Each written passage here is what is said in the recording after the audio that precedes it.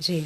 हम 12 भाव की बात करते हैं। 12 भाव आपने मुझे बोला, आप जनरली अगर मुझे बात करोगे कि आपको कोई बीमारी है, कोई भी बीमारी, कोई भी हेल्थ इश्यूज, तो आपकी हेल्थ इश्यूज के आधार पर ही आपको मैं बता सकता हूं कि आपके कौन से भाव में, कौन सी राशि में कौन से ग्रह विद्यमान होंगे। जी, आपने अभी कहा कि ज्योतिष में सब कुछ छिपा हुआ है। जी। तो अक्सर हम देखते हैं कि कुछ लोगों को अचानक से पता चलता है कि उनको ये बीमारी हो गई है, एक बहुत बड़ी बीमारी हो गई है। जी। और वो कहते हैं कि मैं एक हेल्दी लाइफ जी रहा था, लेकिन अचानक से ही बीमारी मुझे हो गई। ये कैसे? क्योंकि सब कुछ अच्छा है, हेल्थ वेल्थ सब कुछ सही है, और एकदम से डिटेक्ट होता है कि आपको ये प्रॉब्लम है। मैं शायद उस बीमारी का नाम ना लूँ, क्योंकि तो आपको ये चीज़ है, तो ये कैसे? देखिए, ज्योतिष इंडिकेशन देता है। ज्योतिष के माध्यम से जाना जा सकता है कि आपके जीवन में प्रॉब्लम कौन सी है। जैसे आज कैंसर की बात करते हैं। जी।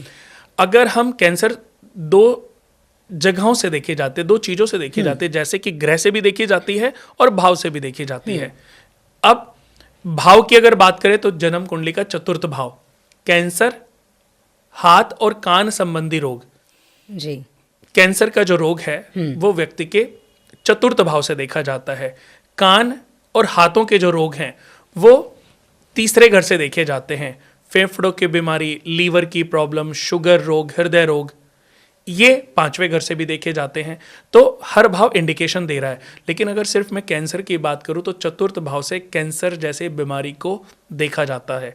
उसके बाद ग्रहों में बृहस्पति से देखा जाता है भूलने की बीमारी, जो ब्राह्मणों के श्राप के से जो पीड़ा मिलती है। बहुत लोग अपने पूर्व जन्म का श्राप झेल रहे होते हैं, पीड़ा। पिछले जन्म में आपने किसी को कष्ट पहुंचाया, इस जन्म में कष्ट भोगने के लिए आपका जन्म हुआ है।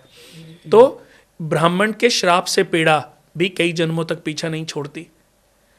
हमारे जन्म कुंडली के माध्यम से देखा जा सकता है। अगर आपकी जन्म कुंडली में आपका बृहस्पति नीच का है और आपके घर में बेटी हुई, उसका भी बृहस्पति नीच का, इसका मतलब आपकी ये इंडिकेशन, आपको जुपिटर नीच राशि में होना आपको किसी ना किसी रूप में इंडिकेट करने की कोशिश कर रहा है। जी। बट आपने समझा ही नहीं।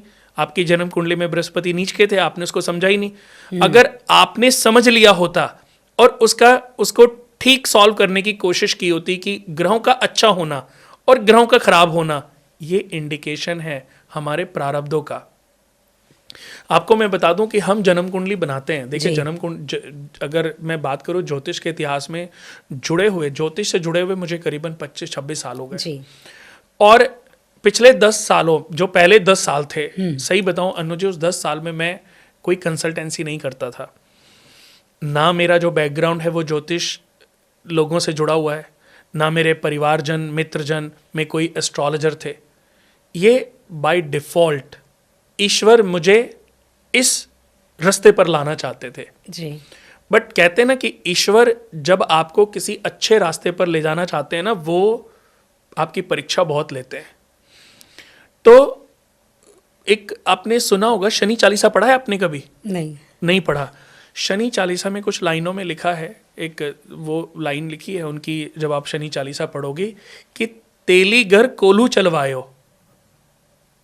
यानी कि जितने भी बड़े बड़े राजा हुए हैं, राजा हरिश्चंद्र हुए हैं, कि एक मछली भुनी हुई भी पानी में कूद गई थी।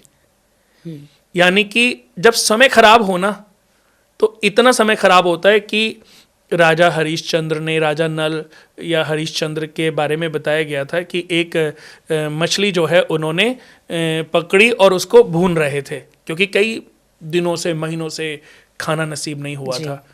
और समय इतना खराब था कि जब उसको उठाया तो भुनी हुई मछली भी कूद गई पानी, समुद्र में वापस से कूद गई थी, हाथ मलते रह गए। समय खराब था। एक कहावत सुनी होगी कि जब समय खराब होना तो ऊंट पे बैठे हुए को भी कुत्ता काट लेता है। सुना है कि नहीं? हाँ जी, हाँ जी। तो ऐसे ही शनि चालीसा में एक लाइन में आता है कि तेली घर कोल्हू चलवायो। किससे? राजा विक्रमादित्य से, जो जिनके सिंहासन में 32 पुतलियां थीं, जिनके न्याय से प्रसन्न होकर इंद्र देवता ने भी एक बार न्याय के लिए राजा विक्रमादित्य को स्वर्ग में बुलाया था। सोचो कितने बड़े राजा होंगे। बिल्कुल। कलयुग में आपने सुना नहीं होगा, लेकिन राजा विक्रमादित्य को उनके न्याय से प्रसन्न होकर राजा इंद्र देवता ने ही उनके सिंहासन में जो 32 पुतलियां थीं वो उनको गिफ्ट के रूप में दी थी। और शनि की 7.5 जब उनके ऊपर आई तो जैसे कभी कभी भ्रमण करने निकलते हैं, एक 9 लका हार तस्वीर में अंकित मोर ने निगल लिया और वो आरोप लगा उसके ऊपर। अब वो भी उन्होंने कहा चलो देखता हूं कि ये कैसे न्याय करते हैं, कारागार में डाला गया। मतलब वो उन्होंने तो समझने के लिए, लेकिन उनको ये पता ही नहीं था कि ये शनि का न्याय था। जी। कहते हैं शनि चाहे अच्छा हो चाहे बुरा हो, हर व्यक्ति के ऊपर 7.5 साल के जरूर आते हैं। हर राशि में शनि 2.5 साल रहते हैं और जिस राशि में शनि 2.5 साल रहते हैं, अगली राशि पर शनि की दृष्टि पड़ जाती है और पिछली राशि को भी शनिदेव पकड़ के रखते हैं। जी। यानी कि एक राशि में कि पहले 2.5 साल दृष्टि रही, फिर 2.5 साल उसमें ट्रांजिट होंगे और उसके बाद भी 2.5 साल तक उसके ऊपर दृष्टि रहेगी। यानी कि एक राशि के ऊपर शनि करीबन 7.5 साल तक अपना प्रभाव डाल के रखते हैं। इसी को 7.5 कहते हैं।